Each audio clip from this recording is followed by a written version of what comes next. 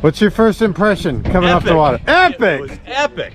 Yeah. It was epic. I'm glad he was leading because I would have gotten lost. Yeah, you would have gotten lost? Oh, big time.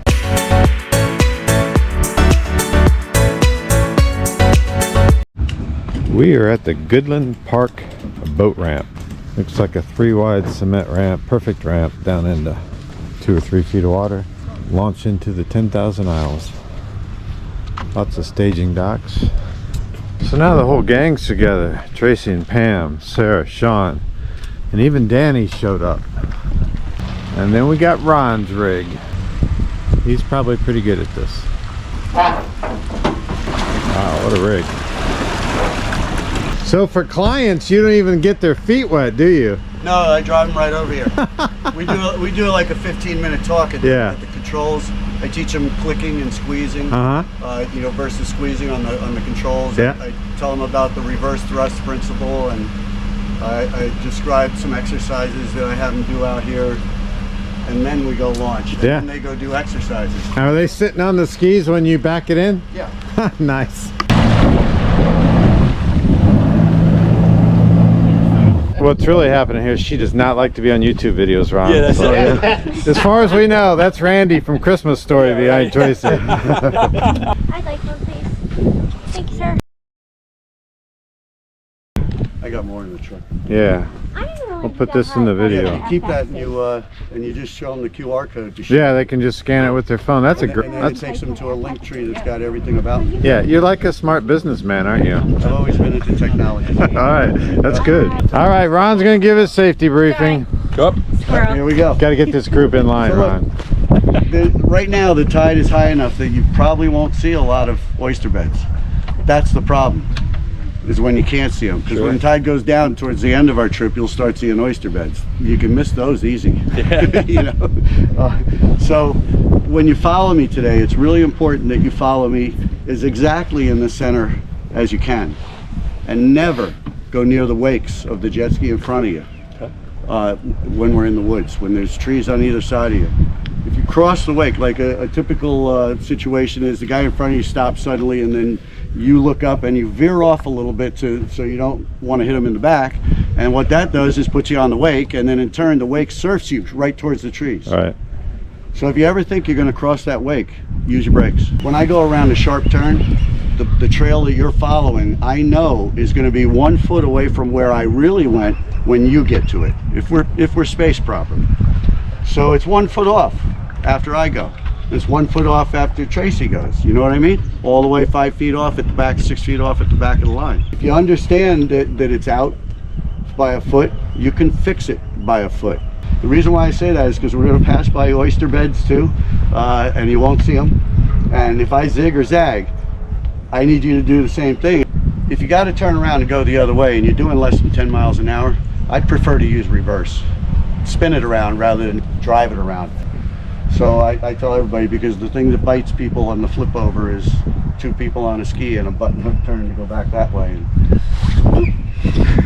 That's you. You don't want to get her wet today. No. We'll all be upset if he does that. That would be a rough ride. Yeah. I'd be in the trunk. Yeah. Looking really nice. You guys are ready to go. I am. All right.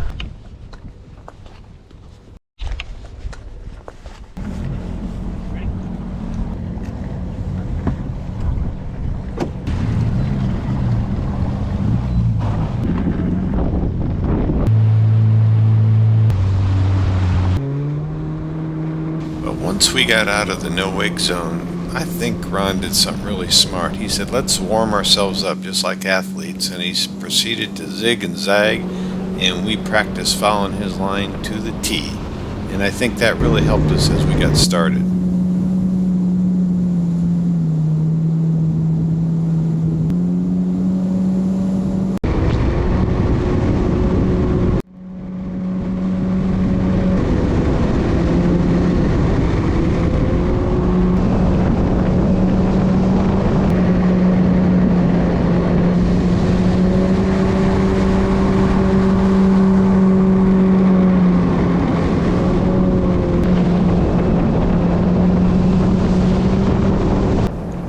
You're going to see Ron has us take a really sharp turn real close to that tree, but in the background you're going to see that splash in the water. That's Sarah hitting her reverse and stop on her ski, because she did not make that turn. Ron realized something was up right away and he did a U-turn, and we went back to the scene of the issue. She just wasn't able to make that turn. It's mainly on the group because we were too far apart. And you can see that oyster bed just to the left of Ron's ski there. She avoided that to some degree and went off to the right. Had she hit that square on, that would have been trouble. You're tired? At the time, I didn't realize why she was tired, but she had just done a massive dose of adrenaline and had been pushing her ski through the mud.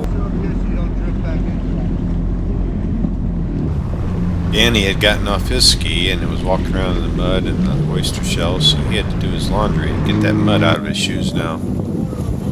Ron emphasized the rule set again, and before you know it, we were off. And this time in a much tighter formation.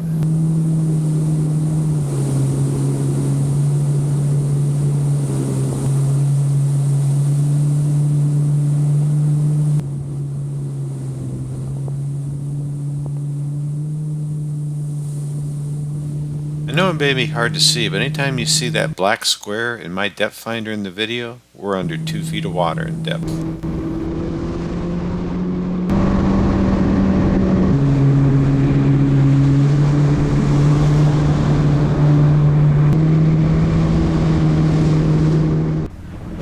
Next up on the trip was a dolphin encounter. We came across a pod that were feeding.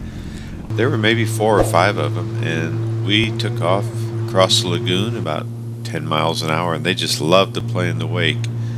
And that's exactly what they did. They're just such beautiful animals. Lots of fun for them, lots of fun for us as we went across this lagoon. Everyone got to see them up close. Beautiful.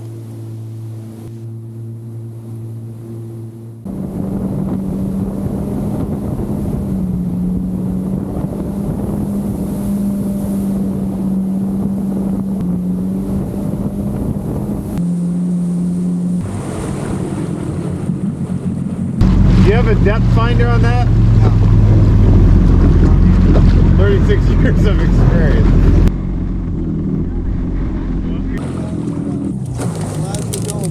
Oh, he's a good side to me. Come on, Randy. No proof here, people. Yeah. Pam was never here. Or Danny's still trying to get those shells and mud out of his shoes. All right, as far as we know, the skis will be here when we get back. That's from the raccoons. The horseshoe crabs try to dig into the beach there, and they struggle because of all the shells.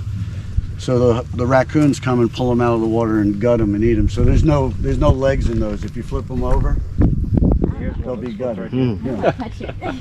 Oh, it's okay. I trust you. Cool. Eat it all out.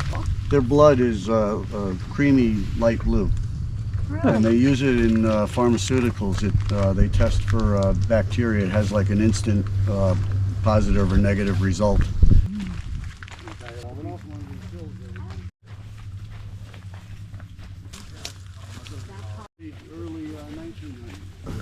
If you notice, that one's got a little captain, a porcelain captain stuck on it. Yeah. That style of gravestone is handmade. It's poured cement in a box in a form and write in it. No, I leave them there. People volunteer and pack away. It's a 2-year-old baby. Again with that homemade. Wow. Look, that porcelain has been there since 1913. They had enough families. They had a schoolhouse here. Wow. And they were growing pineapples and tomatoes. They have these shallow draft schooners back then that would come from the Gulf, like Key West, and then enter through the 10,000 islands to come up here to trade with these guys, right? And like I said, the Dynamite Pass, they would have to go all the way out to the Gulf and all the way up and all the way back in previously, but then they blew open Dynamite Pass and just went like that, you know? You can tell not many people come here. Right. The trails barely. The tourist tree burns and peels, right? This one fell over, and these are famous for this. They fall over and they just grow still.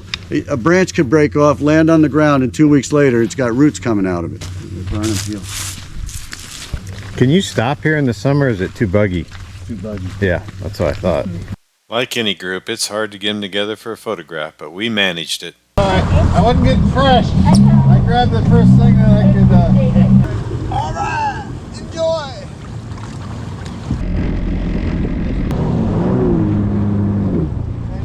Chase. Is that cool? Yeah.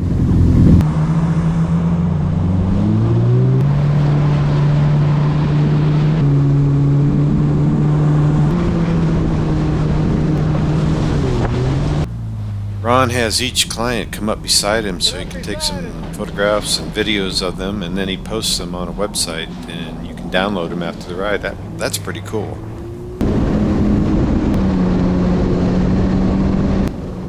We're a couple hours into the ride now, and the tide has continued to fall, and now the oyster beds are rearing their heads. See that one right in front of us?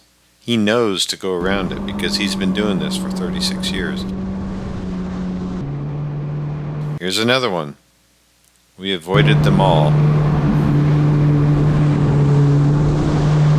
Ron explained in the last hurricane these two little islands broke off from the bigger island and floated out here, and they're just floating in the water.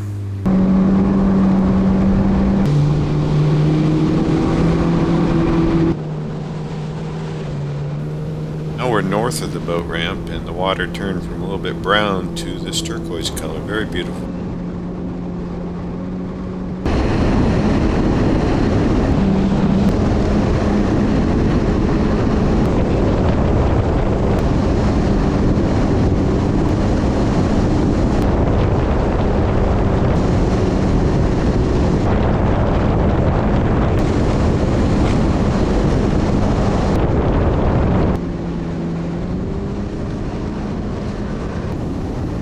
Well, that was a great high-speed run. As we draw to the conclusion of the ride, 76 miles in the books, what a great time. Led safely by Captain Ron. Thank you, Ron! Thank you!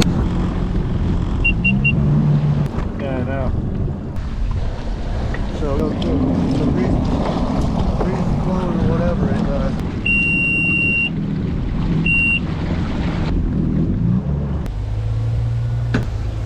You just invigorated my jet ski career, because I was getting close to saying I was close to the end. Why? How old are you? I'm 65. So am I. Yeah.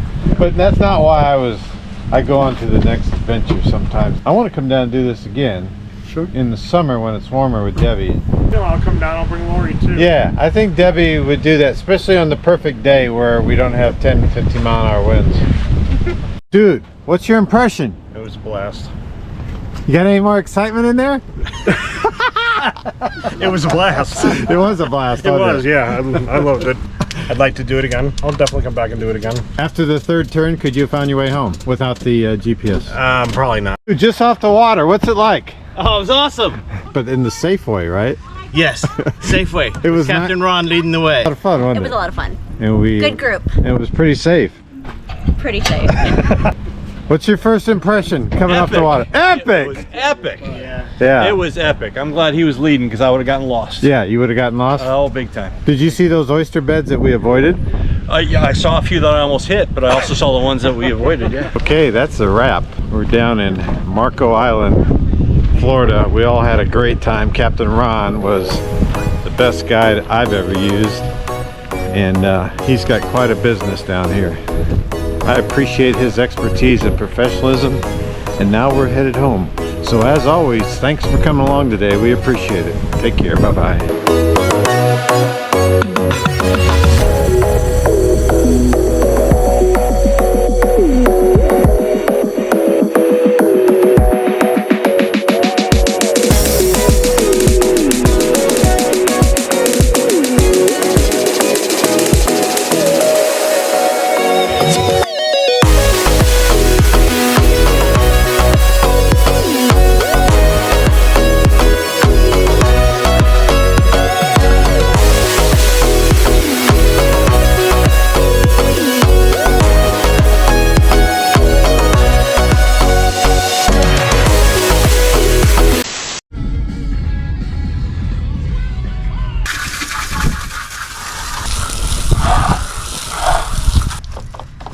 I use Dawn dishwashing soap to cut the salt on the outside.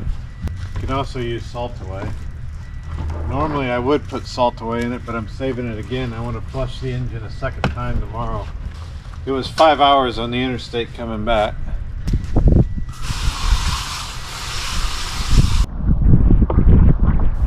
I always try to pay as much attention to the trailer as the ski. Get the trailer too.